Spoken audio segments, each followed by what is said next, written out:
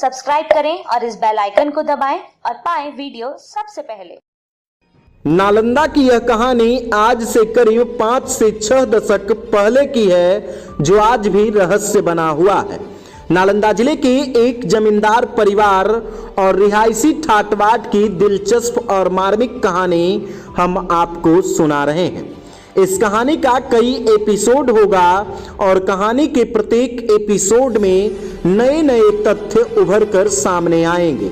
इस कहानी की शुरुआत 20 फरवरी 1977 से शुरू होती है। पूरा मामला नालंदा जिले के तत्कालीन सिलाव थाना क्षेत्र एवं वर्तमान के बेन थाना क्षेत्र अंतर्गत मुरगामा गांव के एक जमींदार परिवार से संबंधित है। मुरगामा गांव निवासी कामेश्वर सिंह भूमिहार जाति से थे, जो एक जमींदार परिवार थे। पूरी रिहायशी ठाटबाट से इनकी जिंदगी कटी। उस समय नौकर चाकर के साथ साथ लाइसेंसी बंदूक और दोनों पत्नियों के साथ इन्होंने अपनी जिंदगी बिताई। कहानी की शुरुआत कुछ इस तरह से होती है। जमींदार कामेश्वर सिंह ने 2 शादियां की थी, जिसमें पहली पत्नी सुरेश देवी और दूसरी पत्नी राम सखी देवी थी। पहली पत्नी सुरेश देवी से 2 संतान थे, जिसमें दोनों पुत्री थी। प्रथम पुत्री गौरी देवी और द्वितीय पुत्री सरस्वती देवी थी, जबकि दूसरी पत्नी राम सखी देवी से 6 संतान थे, जिसमें 5 पुत्री और इकलौता पुत्र शामिल था। पहली पुत्री लक्ष्मी देवी, दूसरी पुत्री माया देवी, तीसरी पुत्री विद्या देवी, चौथी पुत्री मीना, 5वीं पुत्री मीरा एवं 6ठे संतान में इकलौता और दुलारा पुत्र कन्हैया जी शामिल था। यहाँ तक के विश्लेषण में यह स्पष्ट हो गया कि जमींदार कामेश्वर सिंह ने 2 शादियां की थी और दोनों से इन्हें 8 संतान थे, जिनमें 7 पुत्री और 1 पुत्र कन्हैया जी शामिल था।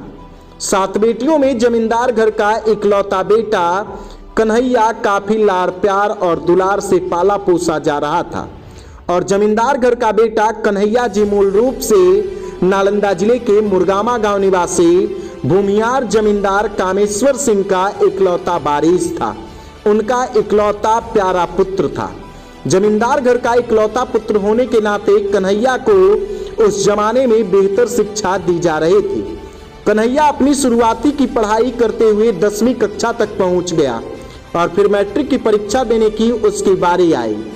इस कहानी का टर्निंग पॉइंट यही मैट्रिक का परीक्षा है, जहां से कन्हैया रहस्यमयी तरीके से गायब होता है और आज तक कन्हैया केवल और केवल रहस्य बनकर रह गया है। आपको बताते चले कि कन्हैया मैट्रिक की परीक्षा देने के लिए चंडी गया था और चंडी उच्च विद्यालय में मैट्रिक की परीक्षा दे रहा था।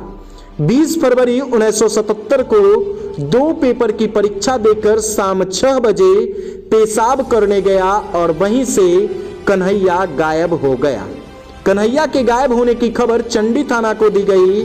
उसके बाद जमींदार कामेश्वर बाबू एवं उनके परिवार के लोग कन्हैया की खोज के लिए लगातार प्रयास कर रहे थे, लेकिन इस प्रयास में वह असफल हो रहे थे।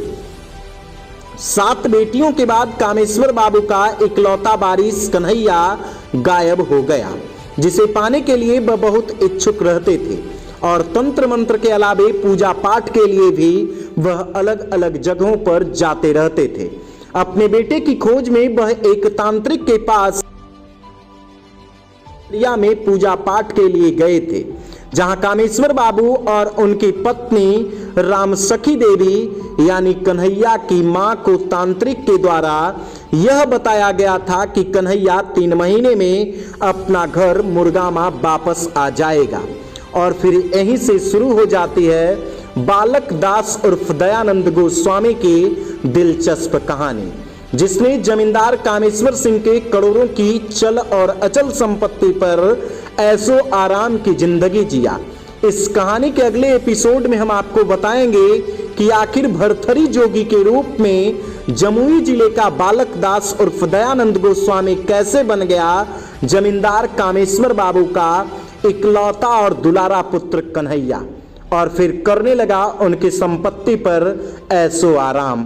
तो अगले एपिसोड में आप बालक दास की उस दिलचस्प